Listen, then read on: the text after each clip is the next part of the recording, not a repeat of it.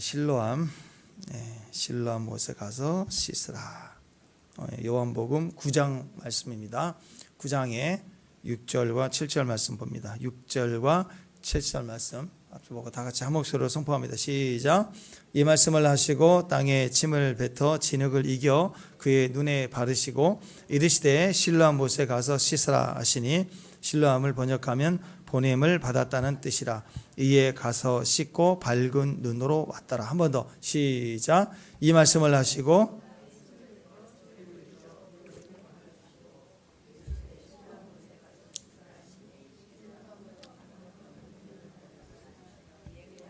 씻고 밝은 눈으로 왔더라. 오늘 우리 눈이 밝아지기를 축원합니다.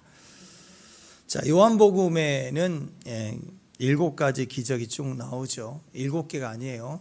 책에 기록할 수 없을 만큼 많은 기적이 있었지만 특별히 대표성을 가진 기록된 기적을 보면 7가지가 쭉 나오는데 오늘 기적이 6번째 기적입니다.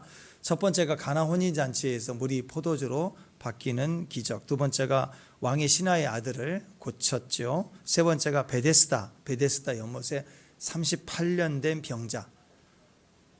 축복합니다. 38년 묵은 오래된 굳은 질병이에요. 우리 생각 마음 굳어진 거 해결하셨죠? 지나왔잖아요. 우리 38년 끝냈죠? 아멘. 그 다음 네 번째가 오병이어입니다. 오병이어의 기적. 그리고 다섯 번째가 바다 위 무리를 걸으셨습니다. 그리고 여섯 번째가 오늘 말씀 맹인을 고친 실로암 사건입니다. 맹인을 고친 실로암 사건. 일곱 번째가 이제 죽은 나사로를 살리는 사건. 한 번 더 남았지요. 자, 요한복음에서는요 이런 기적을 미라클이라는 단어를 쓰지 않고 기적을 뭐라고 그랬냐면 세메이온이라는 단어를 썼습니다. 세메이온 단어가 세메이온이 사인이란 영어로 발전이 됐거든. 사인 알죠? 간판, 사인, 표적. 미라클이 아니라 표적이라는 표현을 요한복음에서는 사용했습니다. 왜냐? 그냥 기적 그러면 신기하다, 놀랍다, 이해가 안 되지만 진짜 굉장한 일이 일어났다, 어메이징하다 이걸로 끝나거든요. 그러니까 기적은 기적인데 그렇게 끝내지 않고 표적이라고 얘기를 했습니다. 무슨 말이냐? 기적인데 그 기적마다의 메시지가 있다라는 거예요. 그리고 지나가다가 이정표 우리 부산 간다. 그럼 대구 지나서 보면 몇 킬로, 막 80킬로, 50킬로, 20킬로 이렇게 나오잖아요. 이정표의 의미는 이정표가 이렇게 잘 만들어졌다. 그게 아니죠. 이정표의 내용, 메시지가 중요하죠. 그 메시지를 보면 부산이 얼마나 남았구나 이렇게 알려주는 의미가 있다라는 거예요. 그러니까 예수님의 이 7가지 기적, 모든 기적이 그렇습니다만 기적의 의미가 있어요. 신기한 능력이고 사람이 할 수 없는 능력이다 이런 의미도 있지만 요한복음에서는 기적이라는 단어보다 세메이온, 그래서 이것은 표적이다 이렇게 표현을 합니다. 메시지가 중요하다는 거죠. 메시지. 자, 1절 말씀, 오늘 9장 1절 말씀 보시면 읽습니다. 시작. 예수께서 길을 가실 때에 날 때부터 맹인된 사람 이렇게 나왔습니다. 선천적 장애인이다 이런 뜻이죠. 우리가 어려서부터 큰 장애를 입고 이렇게 장애를 입어서 살아가는 사람들 중에 강력한 영향을 끼치는 분들이 상당히 많이 있죠. 대표적으로 보면 페니 크로스비 사진 한번 보여주세요. 페니 크로스비. 우리가 아는 찬송가 작사 중에 최고의 사람이죠. 제일 많은 곡을 작사했고요. 8,000곡을 지었어요. 8,000곡을 지었고 대부분 우리가 아는 곡입니다. 예수 나를 위하여 예수께로 가면 또 인내하신 구세주여, 그 다음에 나의 갈 길 다가도록 나의 영원하신 기업. 굉장하죠. 이런 곡들을 지었습니다. 베니 크로스비가 생후 6개월 만에 기록에 하면 의료사고다. 근데 이제 의사가 그때는 의술이 부족했으니까 애가 눈이 안 보이니까 뭔가 집어넣은 건데 또 어떤 그 스토리를 보면은 또 돌팔이 의사를 잘못 만났다. 뭐 이런 얘기도 합니다. 어쨌든 생후 6개월 만에 의료사고를 당해서 실명을 하게 되죠. 평생 눈을 뜨지 못하는데 그러나 그는 행복했다. 기회가 된다고 해도 나는 눈 뜨지 않겠다. 뭐 이런 얘기까지 했습니다. 왜냐하면 하나님을 더 가까이 볼 수 있었다. 이런 간증을 했거든요. 페니 크로스비. 또 우리가 요즘 현대로 보면 닉 부이치치 있죠. 다음. 여러분 잘 아시죠? 자, 유전 질환입니다. 해표지증으로 팔다리 없이 태어났어요. 근데 지금은 전 세계 복음을 전하지 않습니까? 그리고 그분의 유명한 말이죠. 팔 없이 다리 없이 걱정도 없이. 팔 없이 다리 없이 걱정도 없이. 늘 행복해요. 이분의 강연이나 내용이나 메시지를 들어보면 늘 행복합니다. 늘 기뻐요. 이분의 취미가 골프라고 하잖아요. 골프를 어떻게 칠지 모르겠지만 목에다 이렇게 기어서 치는 것 같은데 취미를 그래서 수영을 되게 잘하신대요. 그러니까 이런 걸 보면 불가능이 없죠. 못한다 할 수 없다라는 얘기입니다. 그 다음에 우리 강용호 박사님 16살 때 축구 하다가 공을 이렇게 맞았어요. 세게 날라온 공으로 눈을 이렇게 맞았는데 한쪽 눈이 실명이 되고 시간이 갈수록 안 보이더니 왼쪽 눈으로 전이 돼서 왼쪽 눈도 실명이 되고 그런 케이스인데 세계적인 영향력 백악관에서도 영향을 받았던 분 아닙니까? 이런 분들이 다 장애를 가졌지만 대부분 이런 장애는 후천적입니다. 후천적. 어렸을 때 또 자랄 때 한참 때 장애를 입었는데 오늘 본문에 나와 있는 이 맹인은 날 때부터 맹인이었대요. 태어날 때부터 선천적으로. 거기다가 직업이 거린이에요. 거린. 그러니까 상황이 어떤지 대충 짐작이 되시죠. 9절 말씀 한번 읽을까요? 9절. 자, 9절. 자, 시작. 이웃 사람들과 전에 그가 거리는 것을 보았던 사람들이 이르되 이는 앉아서 구걸한 자가 아니냐. 그러니까 선천적으로 실명하고 또 현재는 가족이 좀 돌봐야 되는데 구걸했다라는 거예요. 구걸했다. 맹인이니까 거린이 되었다. 뭐 이렇게 쉽게 생각할 수도 있지만 사실은 가족들이 있잖아요. 오늘 본문에도 그 9장의 후반부 보면 가족들이 나와요. 가족들이 나오는데 그러니까 무슨 뜻이에요? 가족들이 있지만 구걸하며 살았다는 뜻은 뭐예요? 버렸다는 거죠. 가족이 있지만 버린 거예요. 버림당했어요. 본문을 보니까 부모가 있었지만 친척들도 있었지만 구걸했다 그러면 배척당했다라는 뜻입니다. 아주 어렸을 때부터 장애인인 경우에 가족들이 종종 버리는 경우가 많죠. 요즘에는 그렇지 않지만 저 어렸을 때 꽤 많이 있었어요. 6.25 이후라 어려울 때이니까 그때 잔혹한 시대 아닙니까? 그래서 아이들을 버리는 사람들이 실제로 있었습니다. 더군다나 장애를 가진 아이들은 몰래 버리기도 했어요. 그래서 우리 어렸을 때 고아원, 뭐 이런 영생원, 뭐 이런 거 보면은 전부 장애 가진 아이들 많이 있었어요. 그때는 이런 복지 시스템이 안 될 때니까. 그러니까 예수님 당시도 그랬던 것 같아요. 하나님 백성 또 유대인이다 그래도 장애 자체가 부정하다고 봤기 때문에 사람들이 그런 인식이 있어서 그런지 돌보지도 않고 버리고 그랬다라는 거죠. 그러니까 이 맹인은 버려졌고요. 태어날 때부터 억울하고 상처를 받았고 배척당하고 그런 아픔 속에서 삶을 살았고 또 살아가는 동안에 구걸할 때마다 사람들이 좋게 여겼겠어요?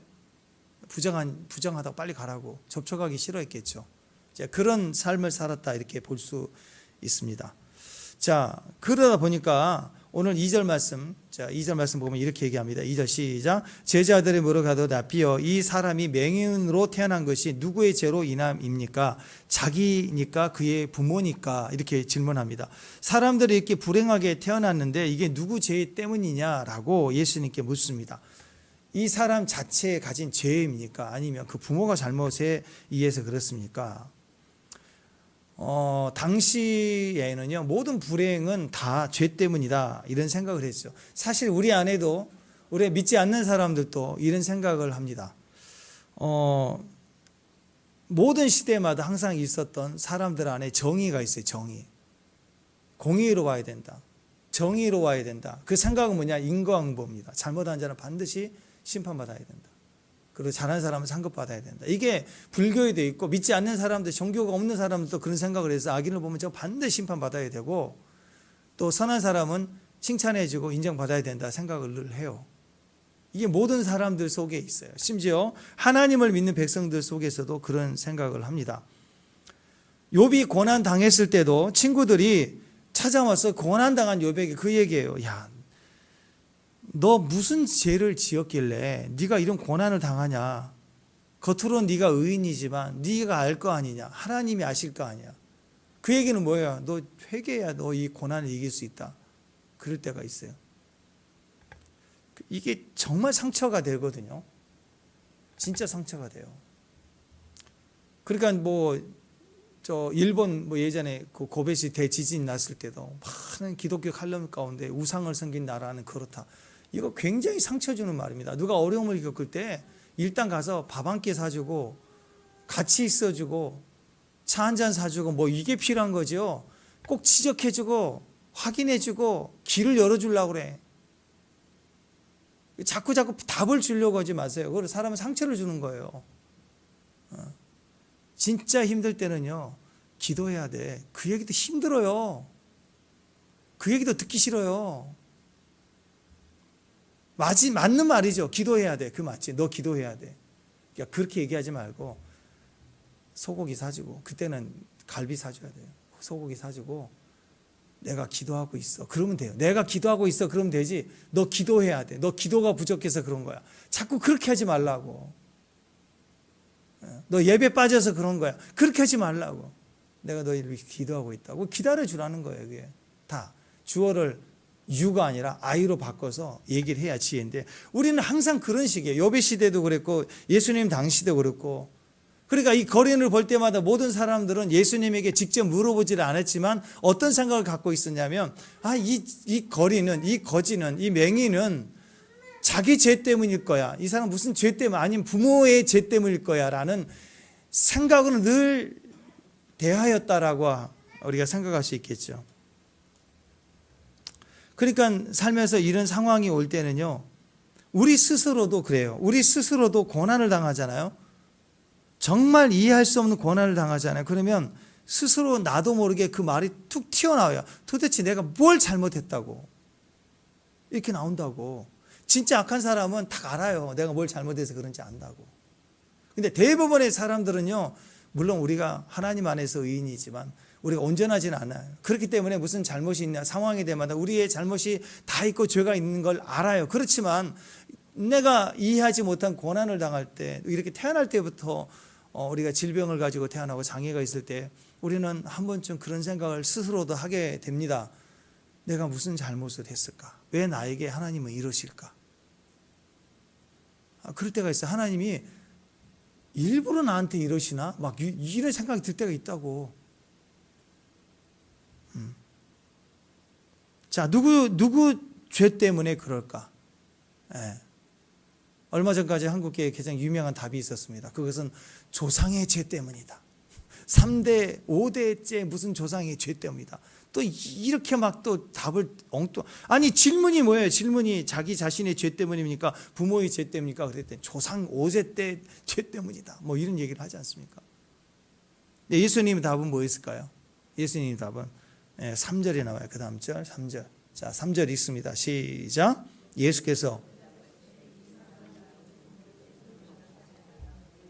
그에게서 하나님이 하시는 일을 나타내고자 하심이라. 누구 죄 때문이에요? 그게 아니에요. 하나님이 하시는 일을 나타내시고자 함이라. 하나님이 하시는 일이 뭘까? 하나님이 하시는 일은 뭐예요? 그냥 사명이에요. 하나님 우리에게 하시는 모든 일은 부르심이에요. 사명이에요. 역사예요. 역사. 그냥 쇼가 아니에요. 메시지가 있는 거예요. 부르심이 있는 일이에요. 그러니까 장애를 당하고 또는 장애로 태어난 이런 상황, 환경의 모든 일, 삶에서 이해되지 않는 모든 일들은 다 무엇으로 해서 누구 때문이 아니라 목적이 뭐냐면 하나님이 하시는 일을 나타내고자 하심이라 하는 거예요. 그거 생각하라는 거예요. 예수님의 대답은 예수님께서 우리 삶의 모든 것을 결과로는 절대 얘기하지 않습니다. 너 실패했구나. 너 수익을 남기지 않았네. 이렇게 얘기하지 않습니다. 그걸 통해서 하시는 하나님의 일을 네가 해냈는가?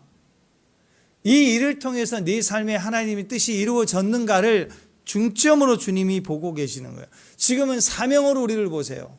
왜? 거듭났기 때문에. 거듭나기 전이라면 우리가 거듭나야 됩니다. 한 영혼을 살리는 게 중요해요. 그러나 거듭난 모든 주의 종들은 사명이 있어요.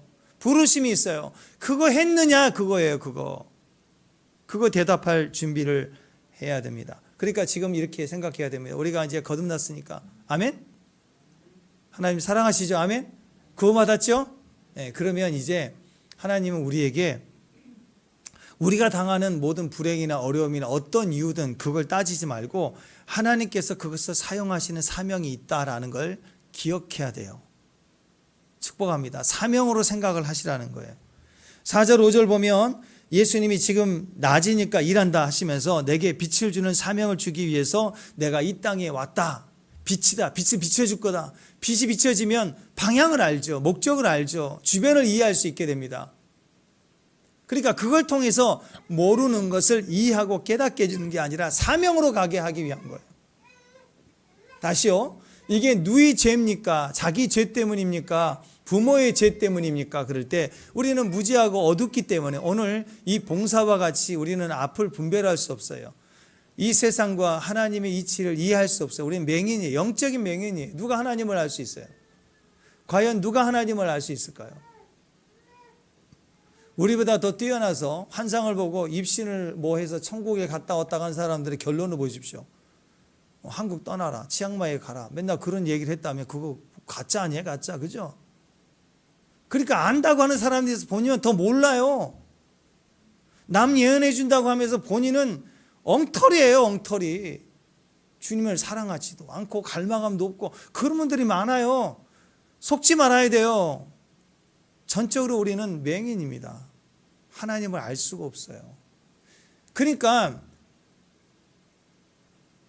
이게 네 죄입니까? 라고 얘기할 때 그건 네 죄 때문이야 라고 얘기해 주는 게 답이 아니라고요. 우리에게 빛이 되신다는 것은 빛을 통해서 그 상황의 질문에 답을 주시는 게 아니라 방향을 주시고 사명을 주고 계시는 거예요.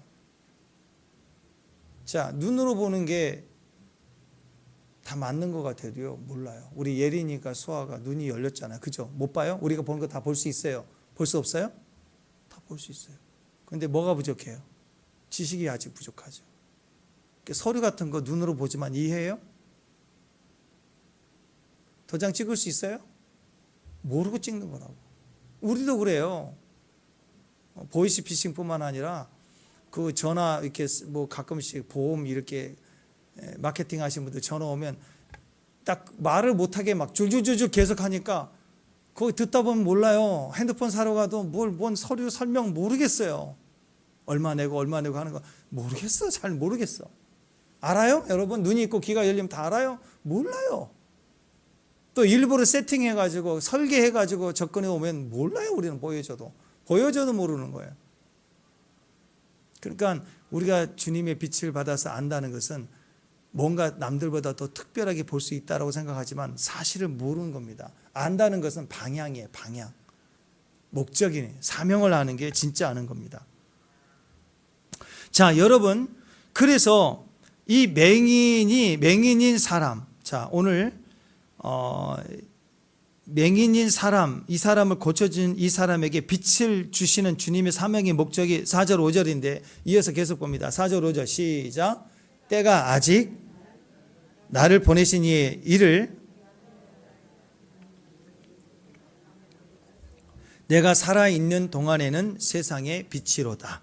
그러니까 맹인인 한 사람을 고치는 사건, 어둠에 있는 이 맹인 한 사람에게 빛을 주는 것을 통해서 뭘 하고 계시냐면 또 다른 많은 어둠 속에 있는 사람들에게 빛을 주고 있어요. 이 맹인이 왜 못 봅니까? 누구 때문입니까? 라고 얘기하는 제자들까지 포함해서 눈이 멀었어요. 지금 몰라요, 주님을. 바리새인들은 정죄하고 예수를 죽이려고 하고 있죠. 제자들도 지금 예수님이 무슨 뜻으로 말씀하시는지를 모르고 있는 거예요. 이 맹인을 통해서 이 모든 것들에 대해서 뭘 주고 있어요? 방향을 주고 있다고. 바리새인들이나 제자들이나 실제로 눈이 먼 이 맹인이나 다 같이 자기 사명의 방향을 가지면 다 같은 방향이 우리를 살려내는 거예요. 영혼을 살려내고 인생을 살려내고. 사명 없이 방향 없이 그냥 종교 생활하는 거, 그건 우리에게 별 의미가 없습니다. 지금은 구원받았기 때문에 전체가 다 자기 사명의 길을 가야 돼요. 그런데 거기서 우리는 늘 생각하는 것이 이건 누구 때문이냐, 누구 죄 때문이냐, 그 얘기를 하고 있다고. 예, 물론 우리가 예수님을 만나면 우리가 회복이 되고 치유가 됩니다. 그런데 회복이 되고 치유가 됐다면 그냥 기적일 뿐이에요. 우리에게는 그냥 기적이 필요한 게 아니고요, 산을 옮길 만한 기적이 필요한 게 아니고 메시지가 필요해요. 그 기적의 메시지가 필요한 거예요. 방향이 필요한 거예요. 사명이 필요한 거라고. 그래서 오늘 이 맹인의 눈을 뜨게 해주는 일뿐만 아니라 그를 하나님이 쓰십니다. 사용하시는 거예요. 증인으로 사용하시는 거예요. 우리 삶의 모든 문제는 사실 예수님을 만나면 해결이 됩니다. 그런데 그 해결은 나만의 해결의 문제가 아니라는 거예요. 그걸 통해서 다른 사람에게, 이 맹인이 눈 뜨고 있는 맹인들이에요. 예, 앞을 보지 못하는 맹인이 아니라 눈을 뜨고 있다고 하지만 사실은 실상은 맹인인 이들에게 지금 예수를 증거하고 있다고. 눈 떠라고. 자, 9장 오늘 말씀, 내일 본문 내용을 보십시오. 바리새인들, 유대인들은 난리가 났어요. 안식일이다 막 그러면서 추적하죠. 진짜니 가짜니, 진짜 봉사에 있느냐, 부모를 막 상황하고 막 난리를 칠 때 이 맹인이 정확하게 증거하죠. 그러니까 실상은 유대인들이 눈을 떴지만, 육신의 눈을 떴지만 영혼의 눈은 맹인이에요. 태어날 때부터 우린 죄인이에요. 예수님을 메시아를 알 수가 없어요. 그러니까 설명하는 게 아니라 이 맹인을 통해서 다시 증거를 하고 있습니다. 이 놀라운 복음 현장에 증거자로, 증인으로서 누가 서서 증언하느냐? 맹인이 증언하는 거예요. 그러니까 여러분, 단순히 신기한 기적, 미라클이라고 얘기를 하지 않고 세메이온, 사인이다, 표적이다 이렇게 얘기합니다. 메시지가 있다라는 거예요. 그래서 예수님의 시각, 이것을 가지라, 그게 우리의 정답입니다. 그래서 여기서 중요한 것은, 중요한 인식이 뭐냐면 이 맹인이 누구예요? 자, 영적으로 보면 이 맹인이 누구예요? 우리예요. 우리. 이 당시에는 바리새인들, 유대인들이 영적인 맹인이지만 사실은 우리가 육신의 눈을 뜨고 있지만 사실 저와 여러분이 꽉 막혀 있는 어둠만 보고 있는, 내가 더듬어서 느끼는 것만 다인 줄 알고 사는 우리가 맹인이라는 사실을 알아야 됩니다. 이 모든 사람, 지금 이 시대의 모든 사람을 다 상징합니다. 우리는 암흑 속에서 태어나고 죄인 속에 죄가 돼서 태어나가지고 지금 살아가고 있습니다. 의를 볼 수가 없어요. 빛이 비쳐도 알 수가 없습니다. 비참한 인생입니다. 인간임에도 불구하고 존귀함을 잊어버렸어요. 거룩을 알 수가 없어요. 거룩을 알지 못하니까 나쁜 짓 안 하면 그게 선인 줄 알아요. 그리고 사실을 바탕으로 막 이야기하고 싸워요. 우리는 사실이 아니라 진리를 가져야 우리를 자유케 하지 않겠습니까? 그러니까 비참한 인생이라는 거예요. 먹고 살기에 바빠요. 어떤 의미에 있어서, 많은 부분에 있어서 우리는 이렇게 신앙적으로도 그렇고 또 정신적으로, 의식적으로 꽉 막혀 있습니다. 그래서 대화가 되지 않고 그 사람과 대화하려면 숨이 막혀요. 오늘 정치판도 보면 좌파 우파에 극단적으로 빠져갔고요, 대화가 안 돼요. 이쪽 저쪽 들어보면 대화가 안 되는 거예요. 완전히 빠졌어요. 어떻게 보면 봉사들입니다. 다 봉사들이에요. 우리는 하나님 앞에 나아가서도 우리 역시 이런 상황이라면 이해할 수 없다고 하나님께 막 묻지 않겠어요? 우리도 알 수가 없다고. 지금 우리가 당하는 여러 어려움과 여러 고난들을 생각해 볼 때 우리도 역시 하나님 앞에 가면, 하나님, 제가 뭘 잘못했습니까? 왜 그렇습니까? 저한테 일부러 그러시나요? 하는 질문들을 하지 않겠습니까? 하나님, 너무 먹고 살기 힘듭니다. 이런 생존에 관한 질문을 할 수도 있고, 주님, 내 진로는 어떻게 됩니까? 저는 어디로 가야 됩니까? 내가 무엇을 해야 하나요? 이런 질문을 할 수 있다고 생각합니다. 질병 가운데 있다면 나는 왜 이렇게 몸이 아프는 건가? 하나님, 나는 언제 이 고통에서 저를 고쳐주실 건지요? 이런 질문들을 수시로 하지 않겠습니까? 그런데 생각해 봅시다. 내가 특별히 많은 죄를 짓고 살지도 않았는데도 닥쳐오는 예기치 않는 이런 불행들을 볼 때 왜 내게만 이렇게 이런 고난이 있을까? 자, 그럴 때 예수님이 뿅 나타나갖고 그래, 너는 이런 이유 때문에 그렇다. 자, 이렇게 알려줬다고 합시다. 그러면 되는 거죠. 그래요? 아니, 진짜 우리 고난을 당해서 정말 이해가 되지 않습니다. 너무 아파요. 언제까지 이 아픔을 짊어지고 가야 되나요? 막 이렇게 있을 때 주님이 뿅 나타나서 얘기해 주는 거예요. 이건 누구 때문이야? 자, 그러면 이해될 만큼 설명을 하나님이 해주시면 이제 끝난 거죠. 그게 우리가 원하는 거예요? 아니, 병원에 가서 어디가 아파서 진찰을 사진을 찍었는데 이거 때문에 아픕니다. 그러면 그렇군요. 그래서 이렇게 아랫배가 아팠고 뭐 가슴이 아팠군요. 이렇게 이해가 되지면 의사 일은 끝난 거죠. 우리에게 필요한 건 뭐예요? 사실 이해하지 못해도요, 설명을 해주지 않아도 낫고 싶은 거예요. 그거 목적 아니에요? 나아야 되는 거 아니에요? 주님, 왜 내가 무슨 죄를 지었길래 나에게 이런 일이 일어납니까가 아니라, 그걸 설명을 이해하고 들을 게 아니라 낫는 게 원하는 거 아닙니까? 설명이 아니라 해결이 원하는 거 아니에요? 해결이 방향이에요. 사명이라고요. 영안이 열려서 귀신의 세계를 알고 상황을 이해하고 내 처지를 알고 이 문제의 원인을 알고, 그게 우리의 능력이 아니라 우리의 능력은 방향을 향하여 가는 거예요. 해결해 보는 게 우리의 능력이라고. 인간은 아무리 똑똑해도 무지한 흙덩어리이기 때문에 아무리 설명을 하고 아무리 설명을 해줘도 못 알아들어요. 우리는 못 알아듣는다고. 제발 알고 가려고 하지 마요. 믿고 가는 거예요. 믿고. 알고 가는 게 아니라 믿고 가는 거다.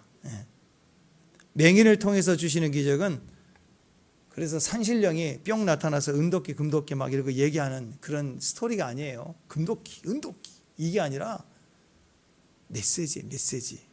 표적입니다. 기적이 아니라 표적. 예수님의 모든 기적을 표적으로 봐야 돼. 메시지로 봐야 되는 거예요.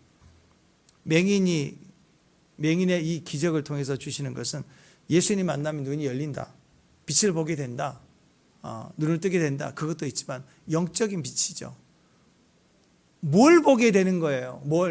내 삶의 영통을, 성공을, 그 방법을 보는 게 아니라 주님의 보좌죠. 주의 영광을 보는 거예요. 그 방향을 향하여 갈 수 있는 힘, 그걸 우리 안에 열어주고 계시다는 거예요.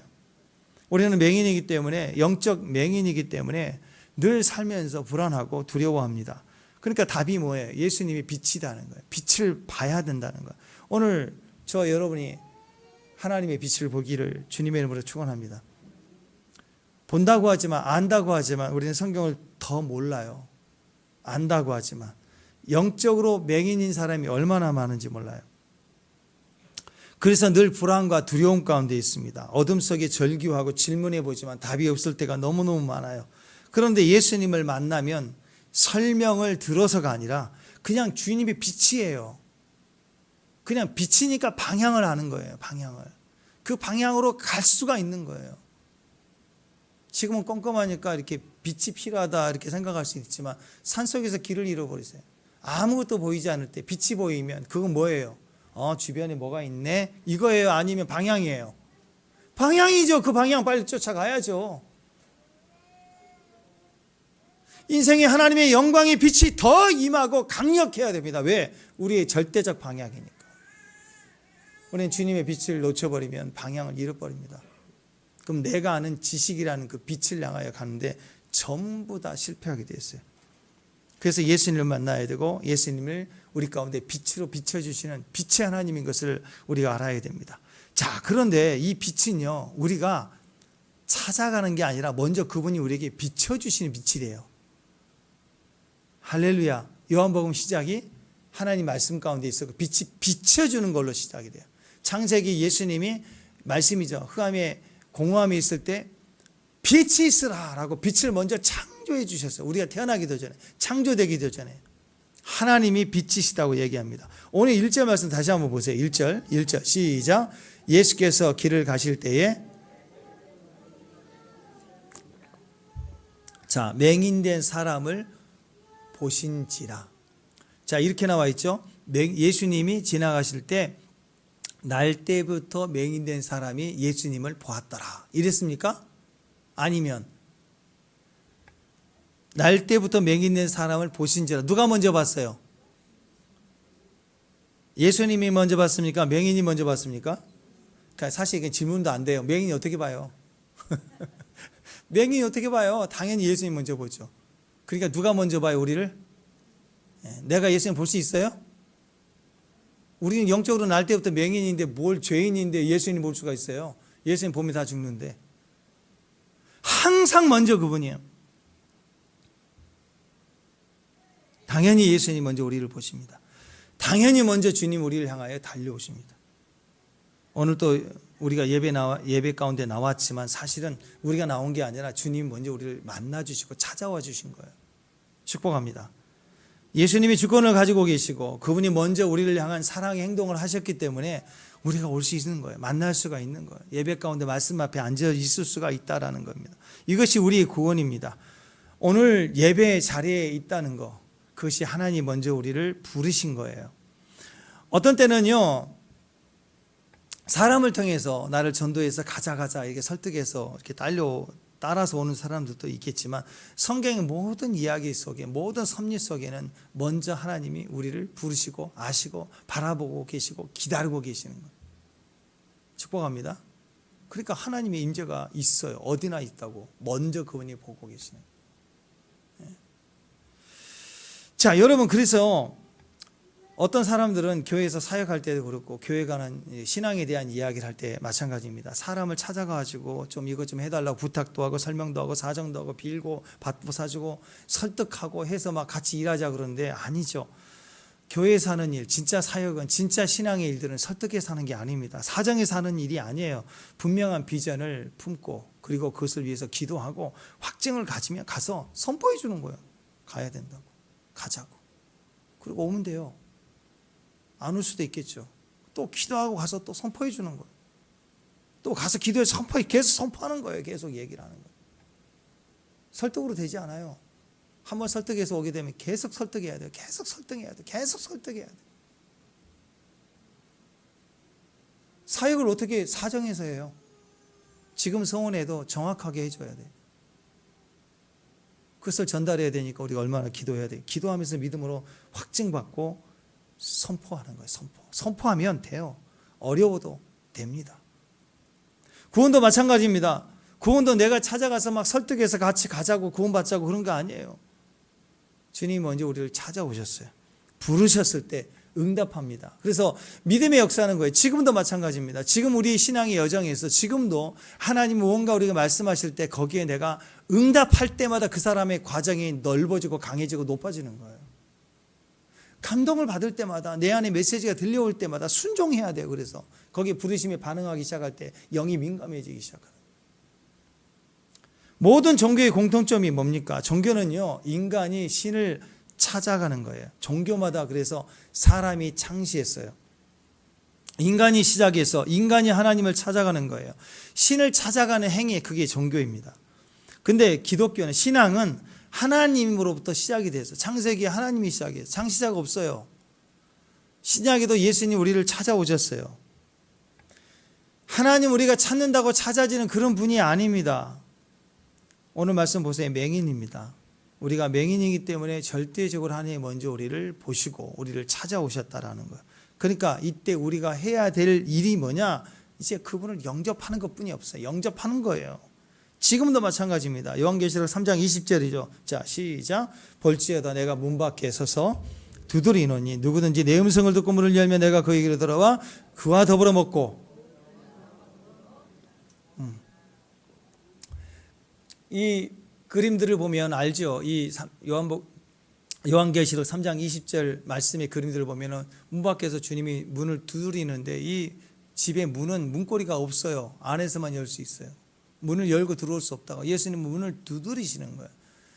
그 음성을 듣고 집 안에 있는 저와 여러분이 문을 열어야 눈이 열리고 빛이 임하는 거예요. 문을 열지 않으면 강제로 주님은 들어오지 않죠. 우리는 영원토록 맹인이 된다라는 거예요.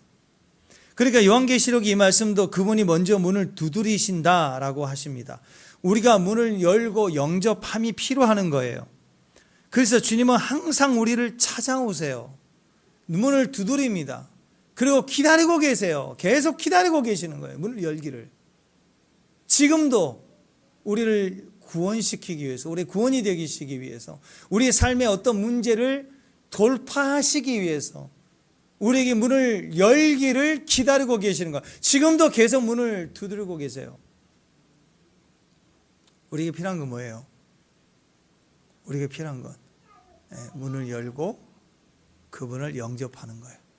그 찬양이 있죠. 주 내 맘에 들어가시려 하네 왜 모시지 않느냐 이 세상 그 누가 막으리요 너 대다 무엇이냐 언제나 주님은 기다리네 또 지금도 기다리네 주님께서 문 열기 원하시며 지금도 기다리네.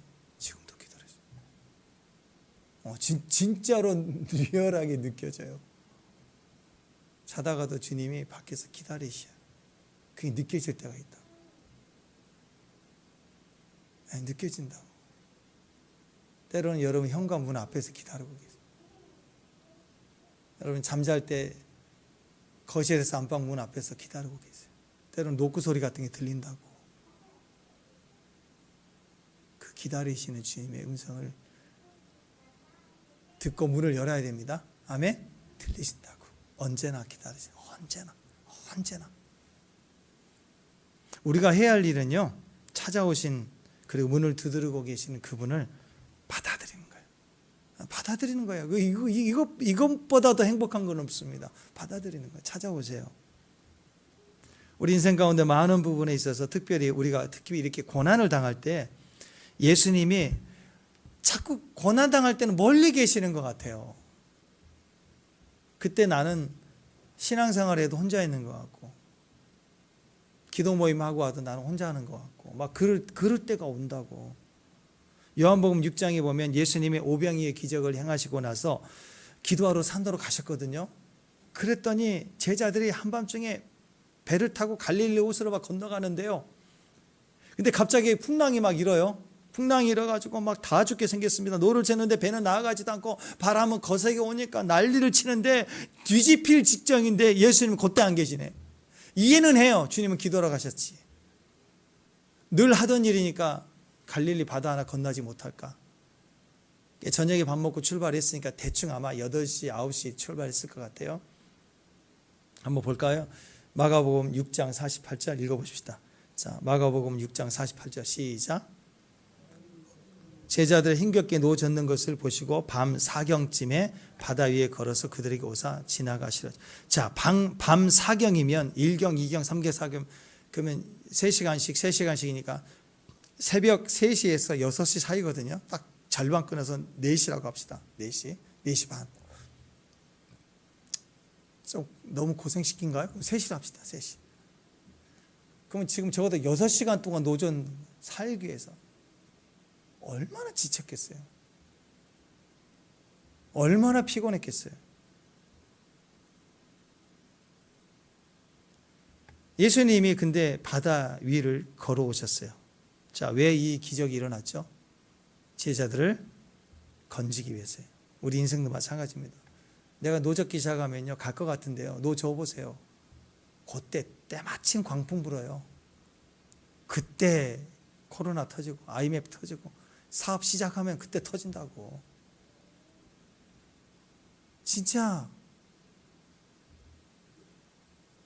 이쯤 해볼까 하면은 전쟁 나가지고 물가 오르고 환율 터지고 세상이 그렇습니다.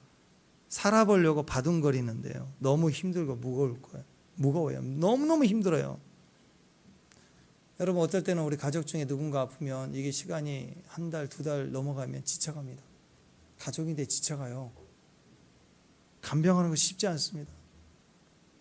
그래도 비싸지만 간병이 두는 게 편할 때가 있어요. 사람들이 그래서 그렇게 문화들이 생기는 거라고. 먹고 살기 힘들 때요. 내가 책임져야 될 짐이 너무 많을 때 너무 무거운 거예요. 너무 힘든 거예요. 무거운 짐을 나홀로 지고 견디다 못해 자빠질 때.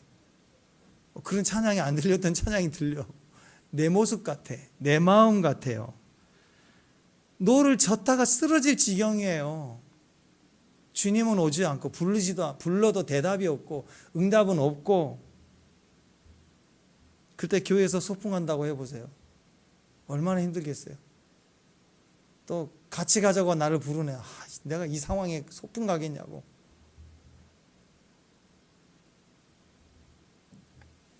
끌려가는 게 축복이에요. 끌려가는 게. 그때도 노 젓고 있습니다. 우리는 임재도 없고 아무도 없고 혼자라는 생각이 듭니다. 그때 주님은요, 그 무리를 걸어오신대요. 내 노 젓는 거 다 알고 계신대요. 우리가 얼마나 무지하냐면 그 주님을 유령이다 그런대요. 우리는 또 우리가 봉사 아니에요? 괴롭게 노 젓고 있을 때, 힘겹게 노 젓고 있을 때, 그때 찾아오시는 분은 예수님밖에 없어요. 그분은 언제나 우리 곁에 있어요. 지금도 우리를 위해서 기도하고 계시죠. 우리를 지켜보시고 우리와 다가오십니다. 그래서 이 시즌, 이런 시즌이 흔히 우리가 얘기하기를 임재만 있죠. 임재만 있으니까 화가 날 때가 있습니다. 뭘 안 해주시는 거예요. 임재만 있고. 찬양하면 미친 사람처럼 웃기나 하고. 내 삶에 아무것도 임재가 도움이 안 되는 것 같아요. 또 그렇다고 해서 또 팽개치고 방황으로 갈 수도 없고. 예? 똑같이 머리끄덩이 잡아당기면서 막 10원짜리 2번짜리 싸줄 수도 없고. 근데 그때가 한밤중이에요. 기다리세요. 그분이 오신대요.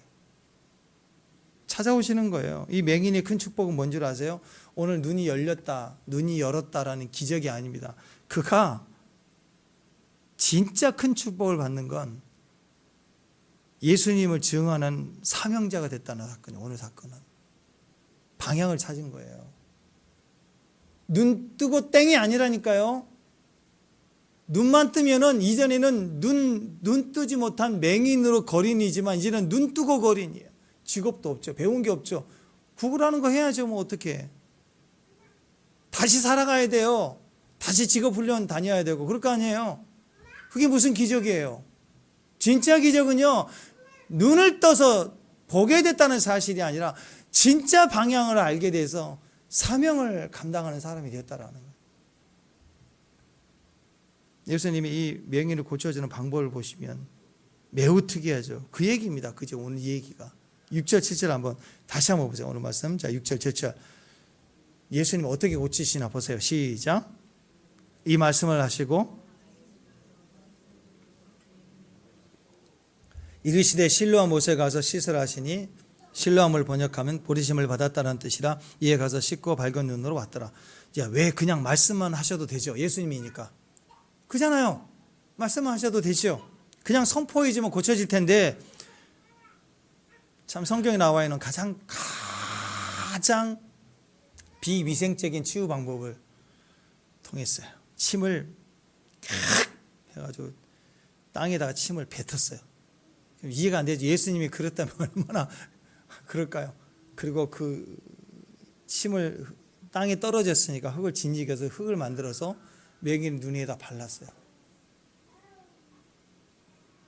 개인적으로 저는 아직 잘 모르겠어요. 정말 주님의 기적을 보고 싶지만 이런 기적은 별로 안 보고 싶어요. 어느 날 주님이 저에게 나타나서 너는 침을 뱉어서 흙을 이겨서 이 화분에 흙을 뱉어가지고 이제 자 권사님 나오세요. 기도해드리겠습니다. 눈에다 머리 아파요. 머리에다가 귀가 아파요. 귀에다 막 쑤셔놓고 너무 감사해. 근데 주님은 이렇게 하셨대요. 다시 침을 뱉고 흙을 짓이겨서 눈에다 발랐어요. 이렇게 눈에다 이렇게 발랐어요. 그러면 눈을 떠야 되잖아요. 근데 또 눈이 안 떠지네요. 그리고 뭐라고 하시느냐? 이 상태로 실로암 못에 가라. 그리고 씻어라. 이렇게 얘기합니다. 자, 왜 이 과정이 필요할까? 알아요? 저도 몰라요. 저도 모르겠어요. 왜 이렇게 하셨는지. 흙보다는 밀가루가 좀 낫지 않을까요? 저에게 그렇게 하라고 그러면 주님, 밀가루라 하면 어떨까요? 밀가루는 조금 나을 것 같아요. 밀가루를 기도하면서 막 진지긴 다음에 그걸 떼서 수제비처럼 떼서 눈에도 발라주고. 그게 좀 낫지 않을까요? 왜 그랬는지는 몰라요. 그런데 이 과정을 쭉 보십시오. 이 과정을 쭉 보면 이 과정을 통해서 주님 무슨 일을 하시는가 좀 보자고요. 그러면 이해가 좀 되는 부분이 있어요. 그게 뭐냐면 이 맹인을 보면 이 맹인은 이 과정에서 무엇을 경험했을까라고 한번 생각해 보시죠. 이 사람이 진흙을 바르고 갈 때 맹인이니까 어떻게 갔겠어요? 그 실로암 못을 어떻게 갔겠어요? 지팡이로 뭐 이렇게 해서 갔겠죠. 그러지 않겠어요? 자, 이 맹인이 너 그냥 가라 그게 아니고 침을 뱉고 짓이겨서 눈에 바르고 할 때 주변의 사람들이 다 봤겠죠. 맹인은 몰라요. 주변은 다 알아요. 아, 더러워. 아우, 침을 어떻게 저기다가 저렇게 했을까? 막 그런 생각도 인간적으로 한 사람이 있었지 않겠어요? 주변에 어떻게 하나 보자. 막 이렇게 지켜봤지 않겠. 많은 사람들의 시선 속에서 침이 발라진 흙을 뒤집어 쓰고 눈에 바른 채로 실로암까지 더듬으면서 갈 때 주변 사람들은 환호했을까요? 조롱하고 광대처럼 웃었을까요? 대부분 삐에로 광대 하나 나왔다. 미친 작자가 장난을 치니 거기에 춤추는구나. 한번 웃어보자. 와, 그걸 들었을 때 맹인은 어떤 마음을 가졌을까요? 기쁘지는 않았을 거예요. 비난과 비웃음을 계속 듣고 가야 돼요. 주님이 하라는 말씀 실로암 못에 가서 씻으라는 사명을 감당하기까지는 자기가 비난받고 이 상황에 대한 놀림받는 것을 견뎌야 돼요. 그 믿음이 이기냐 세상이 이기냐. 그가 예수님을 절대적으로 믿지 않았다면 중간에 이게 뭐 하는 거야, 나 놀리는 거야, 나 바보 만드는 거네, 이랬으면 안 했겠죠. 자존심이 있었으면 못했을 거예요. 모든 사람들은 비난합니다, 조롱합니다, 웃깁니다, 광대 나왔다, 짜고 치는 고스톱이다 하면서 난리칠 거 아니에요. 막 우리가 한번 지켜보자 막 따라가고. 근데 갔더니 진짜 눈을 떠버렸네. 자, 눈을 떠버리면 이제 어떤 일이 벌어질까요? 조롱하고 비난하고 우습게 여겼던 사람들이요 충격받아요. 여러분, 예수님이 계시다, 이런 기적이 일어난다 할 때 관심 없는 사람은 집에서 떡해 먹고 있었겠죠. 그런 사람들은 나중에 예수님을 증거해야 돼요. 나 떡 먹고 올게요. 또 간다고. 별로 관심이 없어요. 신랄하게 핍박하고 비난하고 조롱했던 사람들이요, 나중에 그 조롱했던 그 사람이, 그 미련한 사람이 하나님의 기적을 보게 될 때 충격받습니다. 뒤집어지는 거야. 그러니까 지금 여러분은 제일 신앙적으로 핍박하고 힘들고 어렵게 하는 사람이 전도의 대상 1호예요. 1호. 여러분이 계속 끝까지 가면요 그 사람 뒤집어집니다. 제일 많이 핍박했던 사람, 제일 많이 힘들게 했던 사람, 조롱했던 사람이 제일 많이 뒤집어지게 돼 있어요. 그의 신비한 복음의 능력입니다. 가서 씻으라고 합니다. 뭘 씻을까요? 깐죽거리는 사람들, 나를 놀렸던 사람들, 평소에 나를 비난했던 사람들, 보통 사람들보다 평소에 맹인, 거지로 살았을 때 사람들이 싫어하고 별로 좋아하지 않았던, 자기를 이렇게 배척했던 그게 익숙했기 때문에 이것도 쉬운 거예요. 고난도 쉬운 거예요. 거부감, 거절감, 상처, 트라우마, 이 모든 것을 싹 다 가지고 가서, 그래서 이 사람에게는 수치와 같이요 침을 뱉어서 진흙을 먹여준 걸 가지고도 견딜 수 있는 거예요. 그걸 견뎌가 그 수치 같은 치료 방법도 견딜 수 있고, 가는 과정에 놀리는 것도 견딜 수 있고, 그걸 싹 다 모아가지고 예수님이 십자가에 달리셨을 때 온 우주의 모든 저주가 다 몰려와서 다 뒤집었었다면,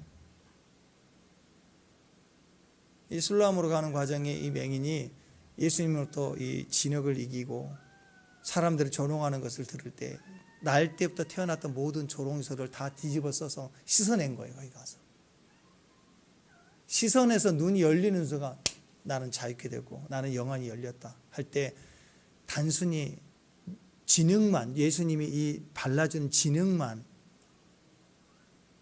없어지는 게 아니고 조롱했던 사람들이 시선도 없어지는 게 아니라 어려서 낳을 때부터 있었던 모든 비난과 수치와 거절감, 상처까지 다 씻어지는 거예요. 주변이 다 증인되게 하기 위해서 일부러 시간을 두고 걸어가고 순종하라는 과정을 주는 거예요. 하나님이 지금도 저와 여러분에게 즉각적으로 어떤 일을 행하실 수 있어요. 기적을 줄 수 있습니다. 때로는 견디게 하시고 인내하게 하시고 죽도록 밤 사경까지 노젓도록 내버려 두는 것처럼 보일 때가 있어요. 그 과정이 뭐예요? 믿음의 과정, 순종의 과정. 그리고 주님을 만날 때는 기적처럼 그것이 우리 가운데 벗겨지기 시작하는 거예요. 자유케 되는 거예요. 실로암에 가서 씻고 나서 눈을 뜨게 되니까 이 맹인은 이후에 모든 사람에게 예수님이 메시아임을 증언하는 증인이 돼버립니다. 여러분 신기합니다. 창세 이후 구약에서 눈 뜬 거 봤어요? 성경에 눈 뜬 거 봤냐고요? 한 번도 눈 뜬 적이 없어요. 신약에서도 눈 뜬 기적이, 다른 기적은 있었지만 문둥병은 자유케 되는 게 있었지만 눈 뜨는 거 없었다고. 예수님이 드디어 눈을 뜨게 합니다. 이 다음 7번째 기적이 뭐예요? 죽은 자를 살리는 기적 또 나오죠. 그러니까 여기서 제일 중요한 것은 우리에게 주시는 메시지는 우리가 맹인이라는 거예요. 우리 눈을 열어서 어디까지 가게 하는 거예요? 안 보는 것을 보게 하는데 그 최후의 축복은 사명을 보게 하는 그 자리까지 우리를 증인되게 하시는 능력을 주신다는 거예요. 이 맹인을 보십시오. 단순히 눈을 뜬 게 아니라 맹인이 바알과 같은 증거자가 됩니다. 바리새인이 분쟁하며 묻고 따지고 오라 그러고 네 부모 얘기를 듣고 하고 괴롭힐 때 이 맹인은 끝까지 예수님을 증거하죠. 눈을 뜬 이후에 주님이 눈을 뜬 이후에 이제 주님을 떠나서 자기 마음대로 하고 싶은 대로 사는 게 아니라 그는 철저하게 증인이 됩니다.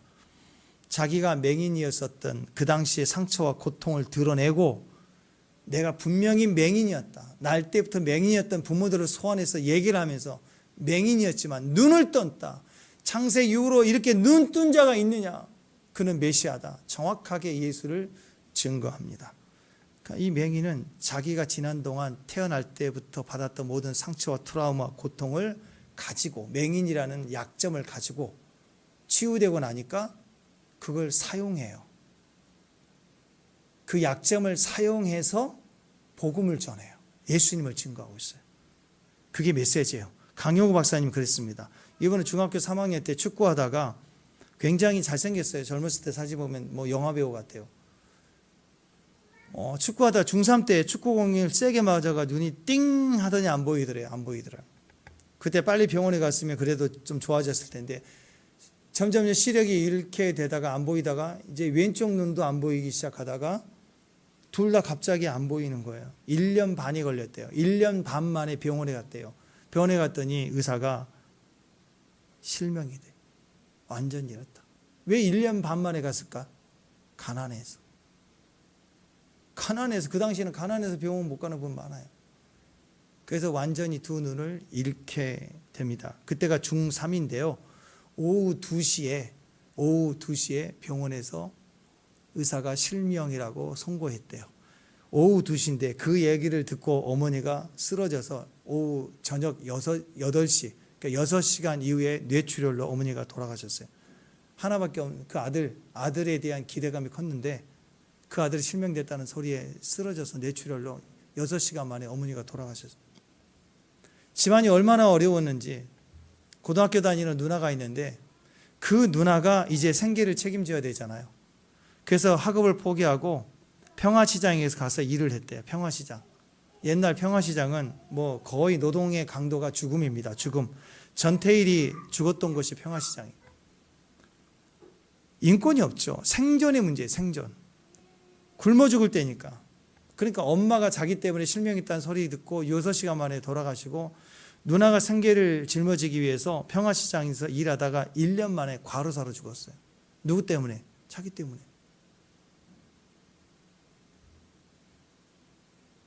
강영호 박사님 자기 때문에, 자기 실명 때문에 어머니 돌아가시고 1년 있다 누나가 과로사로 죽고 기가 막히지 않나요? 엄청 충격이죠. 근데 엄마가 계속 얘기했던 게 뭐냐?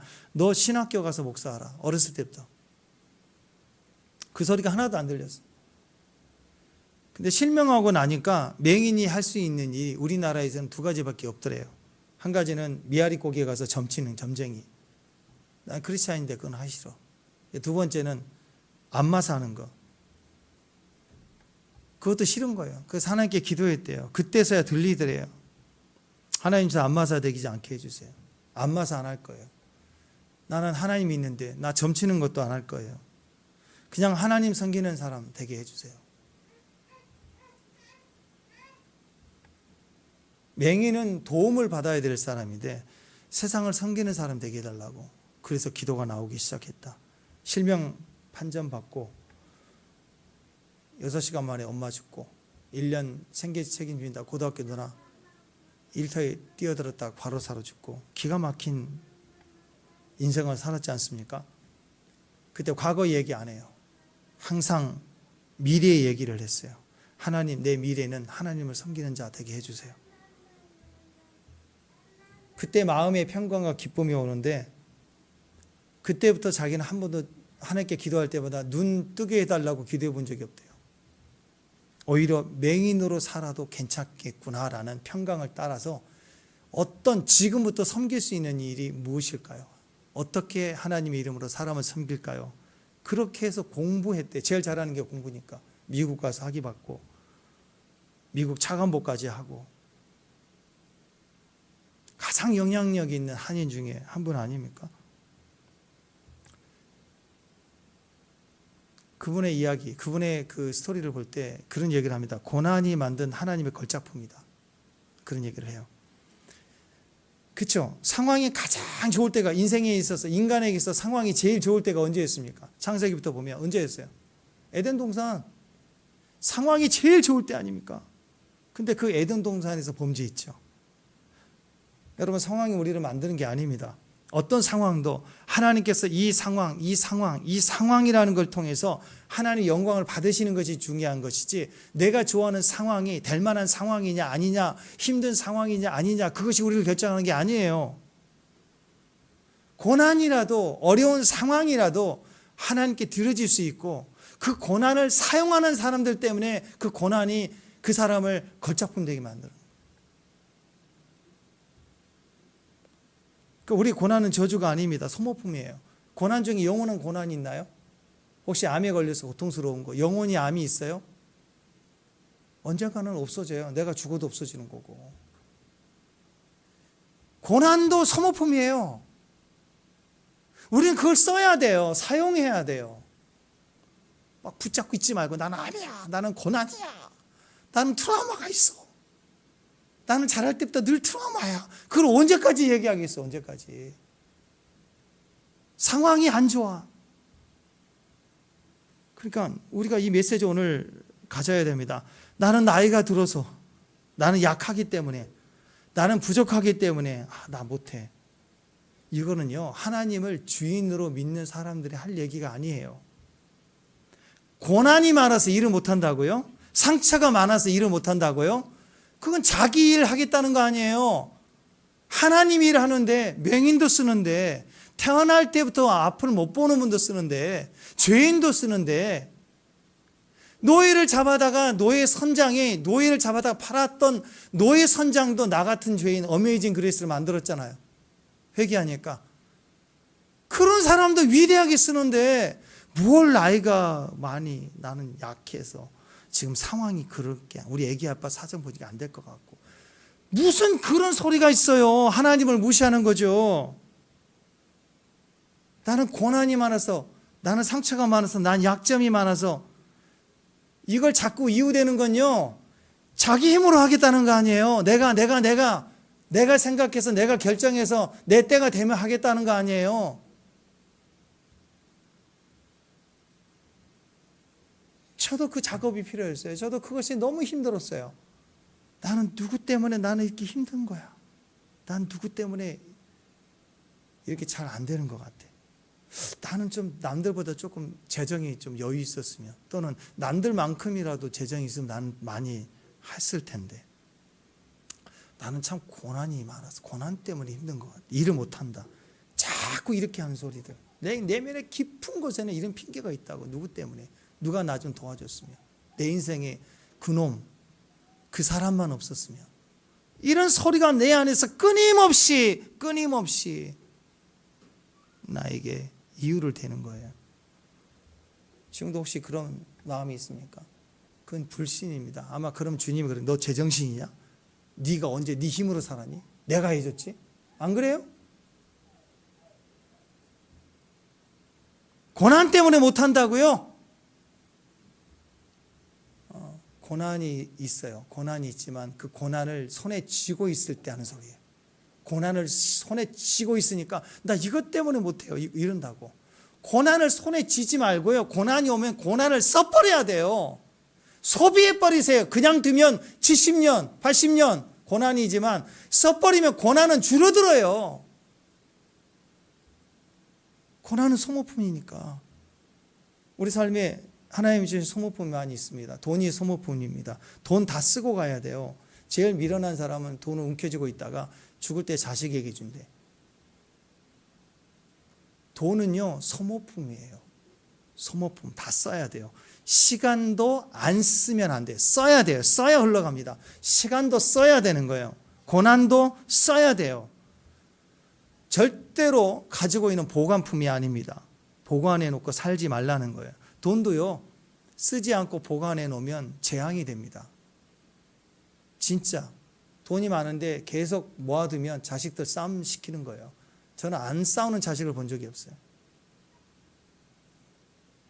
다 써버려야 돼요. 시간도요, 가지고 있지 마세요. 써버려야 돼요. 시간만 남으면 자꾸 써요. 이웃을 위해서 쓰고 하나님 위해서 쓰고. 사람은 살면서 어차피 고난을 당합니다. 고난은 미래를 위해서, 사명을 위해서 쓰라고 주시는 거예요. 그게 진짜 오늘 눈을 뜬 맹인의 지혜를 가진 사람들이에요. 시간을 예수님을 위해서, 사명을 위해서 쓰는 사람이 지혜로운 사람입니다. 돈을 예수님을 위해서, 사명을 위해서 쓰는 사람이 지혜로운 사람이에요. 초고수의 지혜로움은 고난도 써버리는 거예요. 예수님을 위해서 써버리는 사람. 그러면, 그렇지 않으면 성경에 나와 있는 어리석은 부자 있죠? 얼마나 미련한지. 내가 오늘 밤 네 생명을 도로 찾으리라 그러고 있는데 시간을 쥐고 있고요, 돈을 쥐고 있고, 창고나 더 지어볼까 이거 고민하고 있어. 오늘 밤 네 생명을 도로 내가 찾는다 하고 있는데 오늘 내가 이 창고를 더 지어야 되는데, 왜? 가지고 있는 소유가 너무 많으니까 소유를 쓰지를 못하는 거예요. 돈을 쓰지 못하니까 더 큰 창고가 필요하다는 거예요. 오늘 데려가시겠다는데 얼마나 비련해요. 고난은 소모품입니다. 고난을 당할 때 나는 고난을 극복하고 회복해야만 그때 쓰임 받을 수 있다. 그거 절대 아니에요. 거짓말이에요. 마귀가 하는 소리예요. 고난 중에 쓰임 받는 거예요. 고난을 써서 돌파하는 거라고. 고난을 써서. 특히 오래된 고난, 날 때부터 묵은 고난일수록 쓰세요. 효과가 굉장히 뛰어납니다. 고난이 오면 그 고난을 사용해 버리세요. 시간도 물질도 다 소모품입니다. 고난은 영원하지 않습니다. 사라지기 전에, 저절로 닳아지기 전에 써야 돼요. 고난을 쓰세요. 그 고난을 손에 쥐고 있으면요, 귀신이 사용해요. 그걸 귀신이 사용한다고. 근데 내가 주를 위해서 꺼내놓고 쓰세요. 주의 이름을 위해서 증거자로 쓰시라고. 그럼 고난이 더 위대한 일을 하기 시작합니다. 아무리 큰 고난이라도 사용할수록 고난의 힘은요, 줄어듭니다. 고난을 품고 있으면, 나와나 보관하고 있으면, 누가 내 고난을 알까 봐 감추려고 할수록 우리는 더 큰 고통에 빠지게 돼요. 고난의 힘은 훨씬 더 강해져요. 나를 파괴하려고 해요. 근데 고난을 쓰고 알리고 전해버리기 시작하면 고난은 그 순간 힘을 잃어버립니다. 고난을 소모품으로 쓰는 사람에게는요, 고난은 더 이상 그 힘을 발휘할 수가 없어요. 성도의 사명은 고난을 써서 예수님을 증언하는 겁니다. 축복합니다. 돈뿐만 아니라 건강도, 시간도 주님을 위해서 쓸 수 있습니다. 주님을 증거하는 일에 쓰는 사람이 지혜로운 사람이에요. 지금부터 맹인이었던 내 과거, 내가 눈멀었잖아요. 내 상처로 있었던 모든 고통 다 소모품으로 여기시고 그거 사용해서 예수님을 증언할 수 있는 저와 여러분 됐으면 좋겠습니다. 잘 사용하시는, 주님을 만나시는데 사용하는 지혜자가 되시기를 주님의 이름으로 축원합니다. 다 같이 자리에 일어나셔서 우리의 고난을 다하셔서